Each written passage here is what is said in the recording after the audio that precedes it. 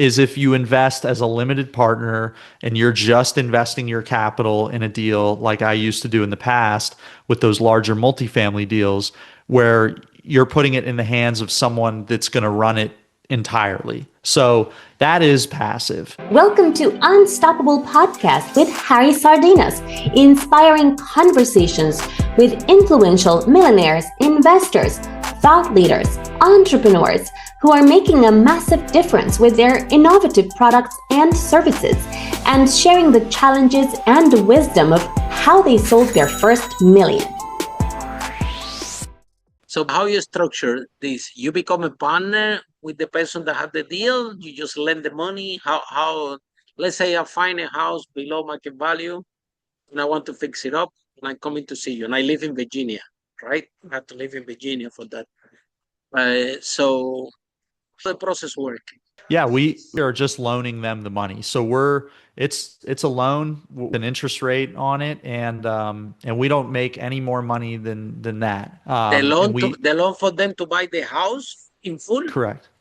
Yeah, we loan them money to buy the house, and we do a first lien deed of trust that's secured to the property. So that's our protection in the event that, they stop paying us. Virginia has good foreclosure laws, so if you can take back a property a lot faster in Virginia than you can elsewhere. Now, we've only done about 30 or so loans, and we, praise the Lord, knock on wood, haven't had to take any properties back yet, but we know it's only a matter of time. It's not if, it's when. Will, and then from what time they have to start to pay back the loan? Our loans are structured. We have 3 different options. It's on our website. You can see it, but from 3 to 9 months are typically what we do. Now we're flexible, and we'll go if someone needs more time than that, and we can work something out that works for us and the borrower, then we would be open to that. But our typical product is a loan that's anywhere from 3 to 9 months. And they need to have the money to repair the house, or you guys give them this money also? It depends on the deal. So we have done that, and we advertise that, and we can do that.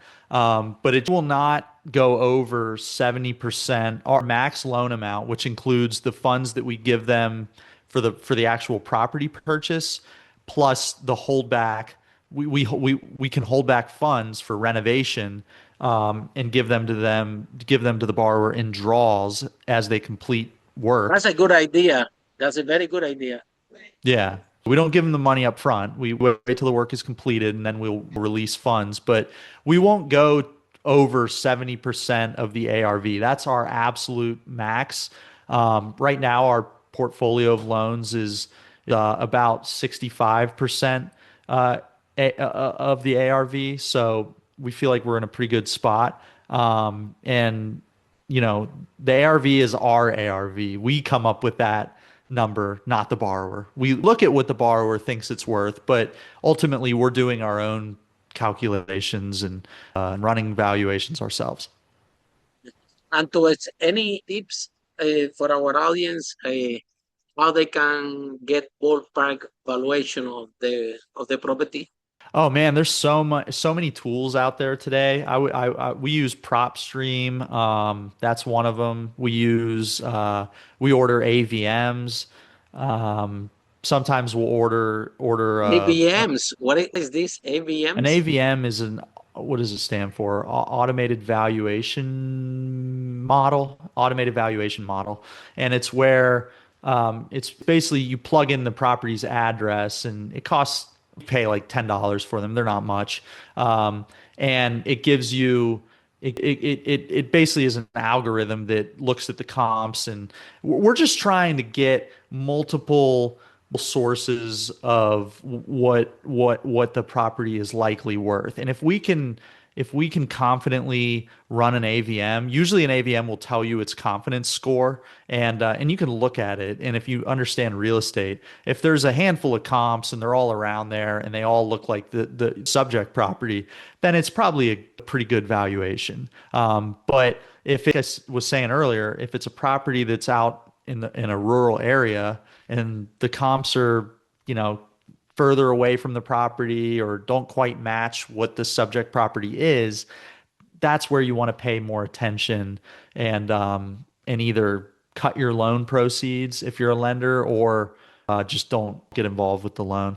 And then in London, in United Kingdom, when acquiring these houses, we remember that we used to tell the realtor, go and see the house, okay? And we're gonna fix it and you're gonna rent it. And because the realtor knew that he's gonna rent it, he will tell you all the problem of the houses. Oh, that's funny. We didn't even need to go. The realtor he said, look, this is how we're gonna do. We're gonna buy this house, we're gonna fix it up, but you are gonna rent it. So tell us what needs to be fixed. And the realtor, Exactly. really? You need to fix this doesn't work, It'd be this. a mile And long they, list. yeah, no need to go to the house to see anything. We already knew Exactly. the That's realtor was funny. doing the whole thing.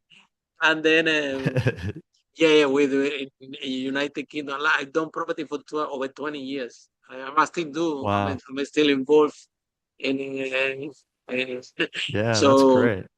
yeah, yeah. So there are a lot of things also for buying the house below market value. I think that I have a friend also that he calls and he offer make an offer in the right. And if after the fifth time that he calls, somebody accepted, he thinks that he's offering too cheap and that he's leaving money on the table. So he goes back, offer less, and then he called 20 deals in the area. And if somebody telling him yes after 20, then is his mark that he's actually getting the property below market Oh, value. that's funny. That's Sell if you offer and at the fifth call somebody say yes, you you're are off of much. much. Yeah, right. They say after 20, between 20 and 25, somebody said yes, you are about in the right thing that you Exactly. can offer. So yeah, man, so many years in property, listening a lot of stories, and like I said, we organize the, the big events. So again, That's awesome. tell us, like I said, 500 millionaires have attended this podcast. One out of five are involved in real estate. They do have money lending, they do development, they do single family, they do warehouses, they do storage, you name it, right? Yeah. Over 100. Tell us why, so what is the good, bad, and the ugly of become a realtor? Because people listen to the podcast and see all these real estate millionaires coming here, and everybody, people might think that it's easy to become a millionaire in real estate, and uh, and it's business like anything else. Because when something goes wrong in real estate, because I done it, it you lose a lot of money. Yeah. When things goes good, it's fantastic. But when something goes wrong, it's you big hit. We all been there, been in this space. But Harvey, tell us the good, the bad, and the ugly of the real estate. And what advice do you have for the young generation listening to us, listening this podcast? They see so many realtors, so many millionaires, and we want them to go in business if they real estate or they want to choose that. I totally 100% support, even if you don't like real estate. Yeah, 1 million. I came to this podcast. He exited maybe like 20 business, and he told me I had 20 business, none of them were my passion. That's I funny. do the number, make the money. I said when I see business, I see the right vehicle if it's gonna make money, and this is what I do. Yeah, none of them my passion. Don't care about my passion. I care about the dynamic. So for that, what people listening, either you like it, or you don't like the property. If it's your passion or not, I strongly believe that it's gonna be a great vehicle for you to find out what you love. Yeah, a Yeah. great vehicle.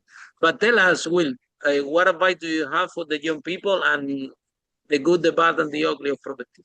Yeah, the good is obviously you don't have to look far to see the good. You can hear people tell stories and you can hear, I mean, there was a flip that me and my partner did back in early 2021 and while we had it under contract, the market just went up and up and up. This was around COVID time, and it was great. We thought we were going to make about 60 or so thousand on it. We ended up net our net on it was about 150,000. So, that was the good. That was him and I split that. So in about 3 days, I made $75,000, and I mean there's like better than that. That's a lot of money in a very short period of time, and that's obviously good, and there's others like that as well, and a lot of people have had deals like that. A lot of people have had deals a lot bigger than that.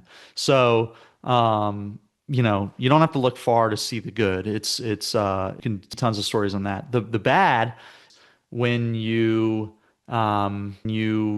well, I guess the bad and the ugly, I think they're both kind of lumped in together, is when, for me at least, where I've made mistakes, there's that me and some partners, we lost $70,000 on it. So, that was an expensive learning lesson. And the reason that happened is because I didn't have a lot going on at the time. I was kind of bored, and there was a property that we got a lead for. We were running Google ads, and someone got in touch with us and wanted us to buy their house. And the property was more expensive than what we focused on, and we talked ourselves into doing it. It was mainly me. I was the one leading this deal. We talked ourselves into doing it in a time when everything was really well in real estate, and right after that, this is early 2022, the Fed started increasing interest rates. So then everything slowed down, and we couldn't refinance the property as quick as we wanted to, and we just burned a lot of cash on hard money costs, and it was just challenging property. We couldn't figure out. I didn't have a coherent plan as far as what we were gonna do with it. I thought we might do it as a short-term rental. We might flip it, and neither of those really worked. So we ultimately ended up dumping it about 18 months after buying it, and we lost $70,000. So that was. I think you have to go through that to really. And it cements in your brain the mistake that you made, and you'll never do that again. I have really learned more from the losers than the winners. The losers, a losing deal. Absolutely. When you lose is when you learn, right? Yes, exactly. So, I think that's what in real estate, especially if you're using debt. In anything, when you're using debt, it will magnify the good or bad. So using debt is great when things go well, but using it when things don't go well leads to, bad outcomes. So, another thing is that real estate is not a lot of people, say that real estate is a completely passive thing and it's just passive income. That's not true. I'd say anybody thinking the only way it's passive is if you invest as a limited partner and you're just investing your capital in a deal like I used to do in the past with those larger multifamily deals where you're putting it in the hands of someone that's going to run it entirely. So that is passive. But if you're buying a rental property that you're going to manage, there's nothing passive about that. Follow us for more interviews with world's most influential, audacious entrepreneurs that overcame challenges and adversity, providing you with the blueprint of how they sold their first million so you can grow your business exponentially.